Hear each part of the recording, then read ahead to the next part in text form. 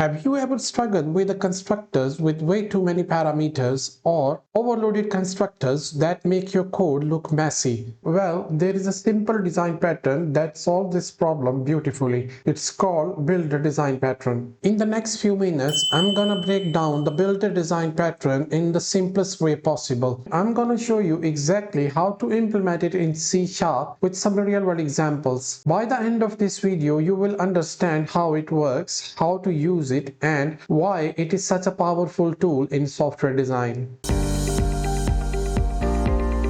Welcome back to my channel. Today we are learning one of the most useful creational design pattern called Builder Design Pattern.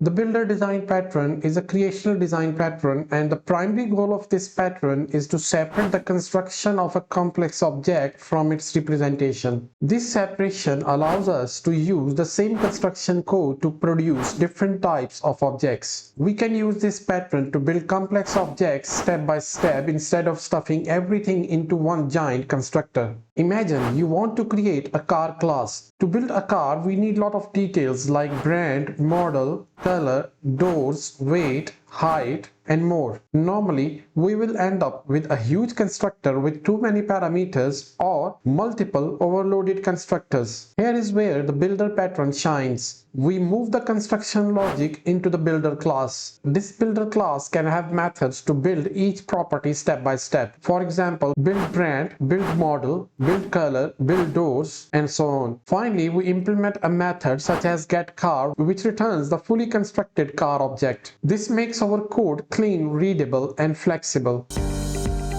The builder design pattern involves four main components.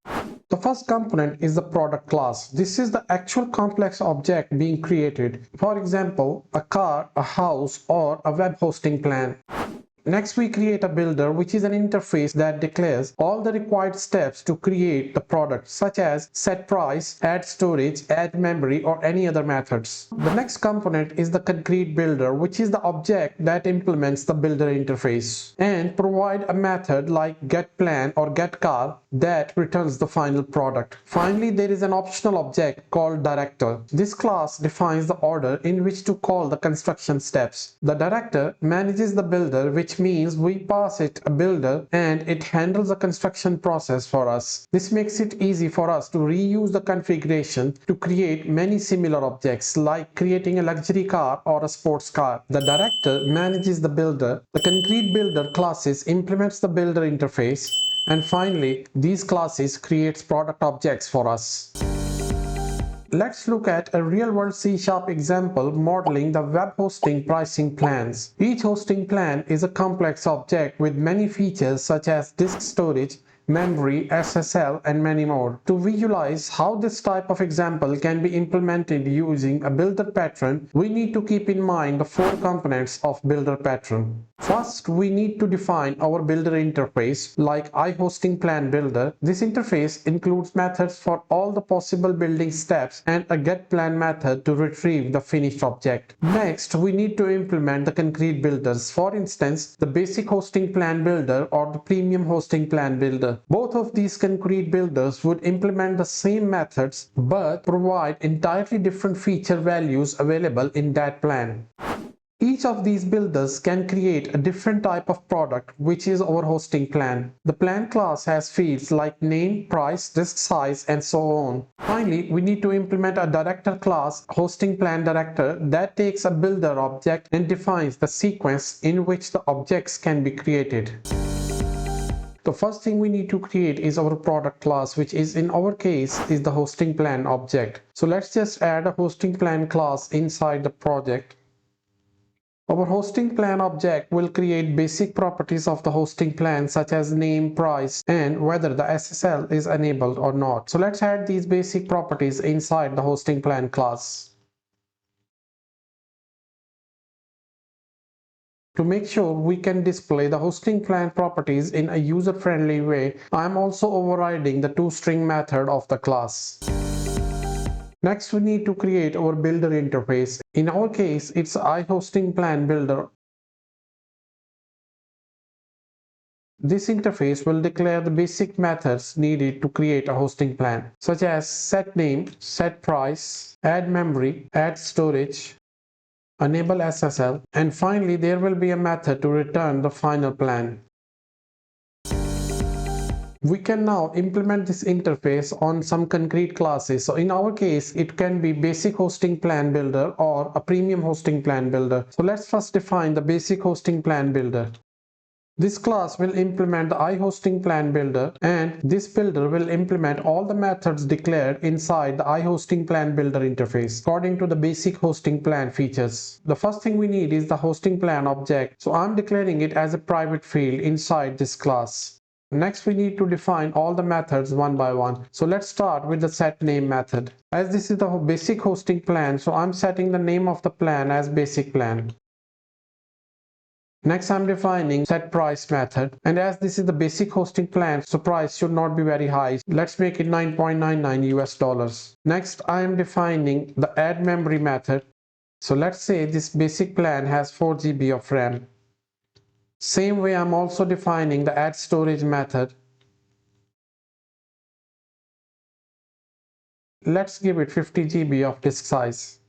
Next, I'm defining the enable SSL method. And because this is the basic plan, so SSL is not enabled by default in this plan.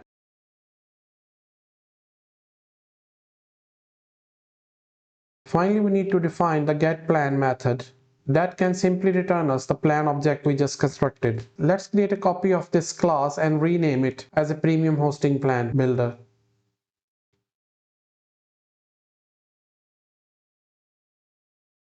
We might need to tweak some of the properties to make it look like a premium hosting plan. For example, the name should say the premium plan. The price of the premium plan can be $29.99. RAM size can also be increased to make it 32 GB, and the disk storage size can also be 200 GB. Because it's a premium plan, so let's enable the SSL. So now we have two concrete builder classes available. One is the basic hosting plan builder that defines the basic hosting plan, and the other one is the premium hosting plan builder that creates a hosting plan according to the premium hosting plan features. The last object we need in our demo is the director class. So let's create a hosting plan director. This class will create two methods to create two hosting plans. The first method can be called build basic plan, and it will accept the iHosting plan builder interface as a parameter. We already know that the iHosting plan builder has methods available to construct the object. Let's just simply call these methods one by one. The first method is set name, the second one is set price, the third method is add memory, the fourth method is add storage. You can see I'm simply calling the methods available in the iHosting plan builder. Finally, I will call the getPlan method to return the constructed object. Let's create a copy of this method and call it build premium plan.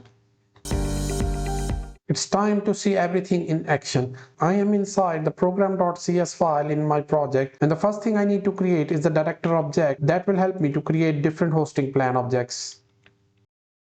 We already know that the director has two methods, build basic plan and the build premium plan. Both of these methods accept the object of type iHosting plan builder. In our demo, we have two classes already implementing this interface, which means we can pass objects of these classes inside these methods as a parameter. Let's create the basic hosting plan. Inside the build basic plan method, I will be passing a new basic hosting plan builder object. Let's print the basic plan on the console to see how it looks like. As you can see, we have the basic hosting plan object ready, and all the properties of the plan are printed on the console. We can see it has 4 GB of memory, 50 GB SSD drive, and the price per month is $9.99, and we also didn't enable the SSL in this plan. Now, same director can be used to build the premium plan as well. All we need is to call a different method, which is the build premium plan method, and inside this method we need to pass the premium hosting plan builder. Now let's print the premium plan. Premium plan is also displayed fine. Memory is 32 GB. We are giving it 200 GB of SSD drive. The price per month is also higher than the basic plan, and SSL is also enabled. The builder design pattern separates how we build an object from what the object is. And you can use the builder pattern when your constructors are too complex or confusing. The director is an optional object and you can use it when you need a reusable build sequences. The end result will be the more clean, flexible and maintainable code. If you have found this video useful, please hit the like button so more developers can find it. And don't forget to hit the subscribe button for more design pattern tutorials. Thanks for watching and I will see you in my next video.